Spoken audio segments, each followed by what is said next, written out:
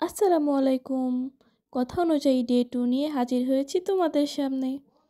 তবে পড়া শুরুর আগে আরেকটি কথা বলে রাখছি। তোমাদের জন্য আমরা বেসিক অ্যাসিস্ট্যান্টের ফেসবুক পেজে এই ক্লাসগুলি যে আপলোড করব, সেখানে প্রত্যেকটি ক্লাসের কমেন্ট বক্সে গিয়ে দেখবে যে এই ভিডিওর যে স্লাইডটি রয়েছে, স্লাইডের অরিজিনাল পিক পেয়ে যাবে। এটা শুধু তোমাদের সুবিধার জন্যই দেওয়া হয়েছে। তাহলে চলো কথা না বাড়িয়ে পড়া শুরু করা যাক। ডে 2 এখানে হচ্ছে এর আগে ক্লাসে তোমাদের 5 নাম্বার পর্যন্ত পড়ানো হয়েছে।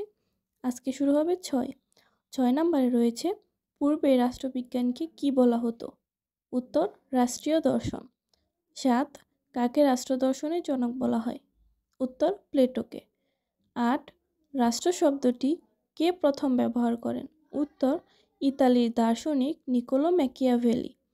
9 পলিটিক্স শব্দটি এসেছে কোন শব্দ থেকে? গ্রিক শব্দ পলিস থেকে। 10 পলিস শব্দের অর্থ কী?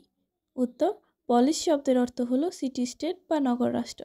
বন্ধুরা, তোমাদের যদি একটু উপকার হয়ে থাকে তাহলে অবশ্যই আমাদের সাথে শেয়ার করো কমেন্ট করে, এবং লাইক কমেন্ট শেয়ার করো। তাহলে আমরাও খুশি হব, উৎসাহ পাবো তোমাদের জন্য নতুন নতুন ভিডিও বানাতে। ধন্যবাদ সবাইকে।